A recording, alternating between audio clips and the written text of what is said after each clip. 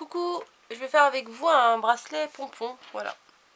Alors il y a moyen de faire des pompons comme ça soi-même, mais moi je suis un peu feignante là-dessus, puis ça m'énerve parce qu'ils sont pas aussi jolis que ceux qu'on achète tout fait. Moi je les ai achetés sur eBay, non enfin pas ceux-là. Ceux-là je les ai achetés sur la petite épicerie, enfin chez la petite épicerie quand on avait été faire un tour, vous voyez, bah, il y a encore l'étiquette. Il y en a 5 ou 6 dedans et ça coûte 2,99 quand même. Donc bon, c'est pas donné. Il y a moyen de les faire, il y a moyen de les acheter aussi en quantité un peu plus grande, sauf qu'il n'y a pas le petit anneau. Voilà, ça c'est sur eBay. Il n'y a pas les petits anneaux qui vont dedans. Et sinon, moi j'en avais trouvé aussi des minuscules comme ça. C'était pour faire des petits, comme je vous ai dit la dernière fois, des petits habits de tulipe. Je voulais des choses miniatures puisque c'est des poupées un peu plus grandes qu'une Barbie. Voilà, bon, je sais que les puristes de tulipe n'aiment pas trop qu'on les compare à des Barbie, mais bon, la taille c'est à peu près ça, hein.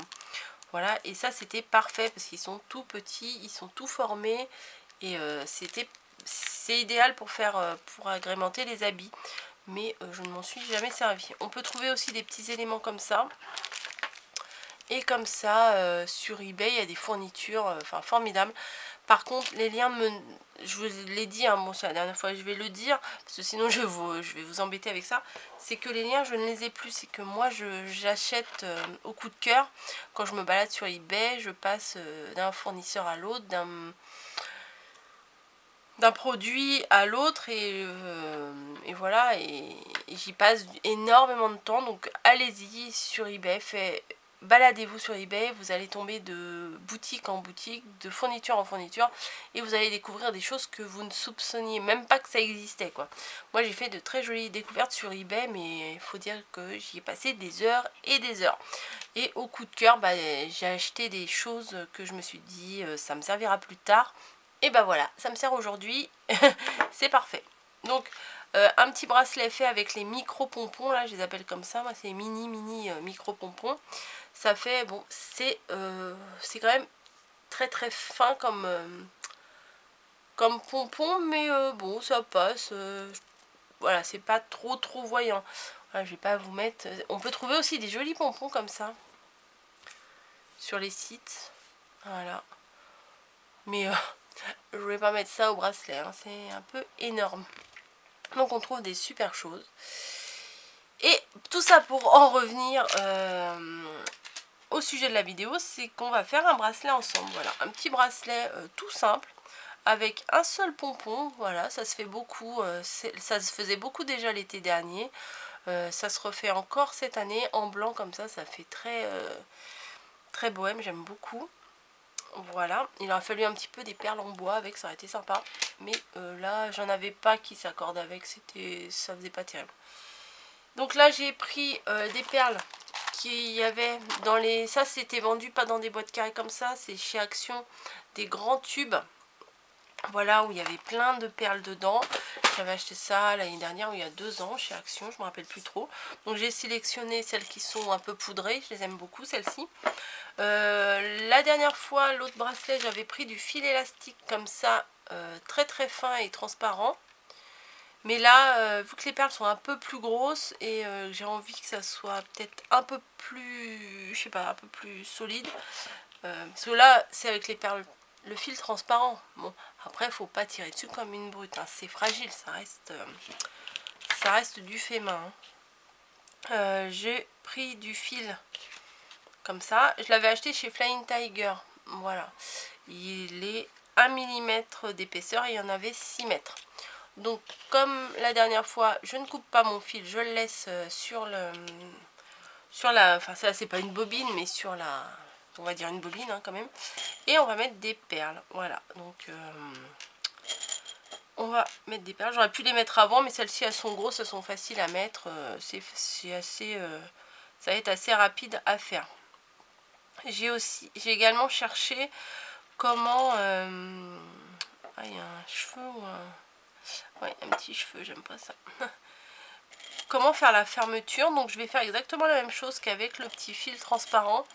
que je vous ai montré dans ma vidéo précédente de bracelet, c'est que je vais faire un nœud et je vais mettre de la colle sur le nœud, et le nœud je vais le coller à l'intérieur d'une perle. Voilà, j'ai fait un essai là tout à l'heure, et franchement c'est pas mal du tout. Le nœud il reste à l'intérieur de la perle. Ouais, j'ai juste fait un tout petit truc hein, pour voir ce que ça allait donner quand on tire dessus, enfin voilà. Et le nœud en fait il est à l'intérieur de la perle et on le voit pas, donc c'est parfait.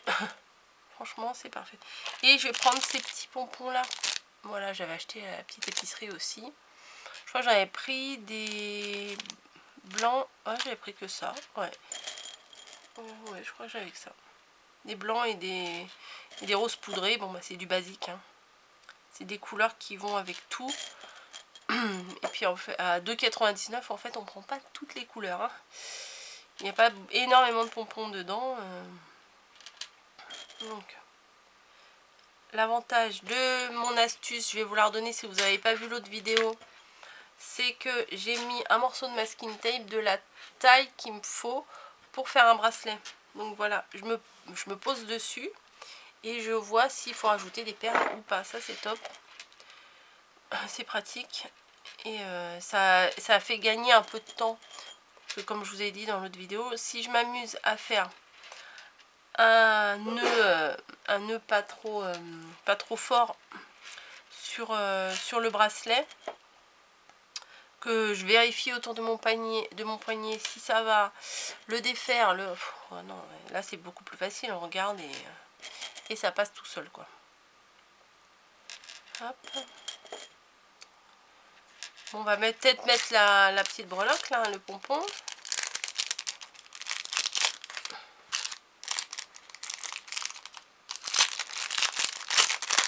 Hop, donc je vais choisir un pompon. Ils sont trop bien faits, enfin franchement j'ai pas envie de me casser la tête à les faire. Moi ça sera pas régulier comme ça, c'est un peu pénible. Je vais m'enquiquiner, ça va pas être droit, ça va me saouler. Donc je fais pas. Donc là j'ai enfilé pas mal de perles. Je vais vérifier la longueur sans tirer sur le fil hein, juste en posant comme ça. Donc vous voyez, je vais rajouter on va dire 3 perles et c'est bon, on va faire le nœud et le bracelet sera terminé. Voilà, tout simplement. Après vous pouvez, comme je vous ai dit l'autre jour, vous pouvez en rajouter des pompons, vous pouvez en mettre plusieurs en les séparant de, je sais pas, de 3, 5, ça dépend de la grosseur de vos perles hein. Ouais, là c'est bon. Donc on a ça. Tadam. Et ce que je vais faire, c'est à chaque fois je ramène un petit peu plus vers le bord, je pousse toute la rangée de perles là avec cette main là pour que ça soit plus près du bord. Je vais couper un morceau et faire un nœud. Voilà, un nœud. Alors la différence avec l'autre fil comme ça, c'est que là comme ça pardon, c'est que le nœud va être quand même bien plus gros. Donc il faut bien le serrer pour bien l'aplatir. Sinon il passera jamais dans la perle hein.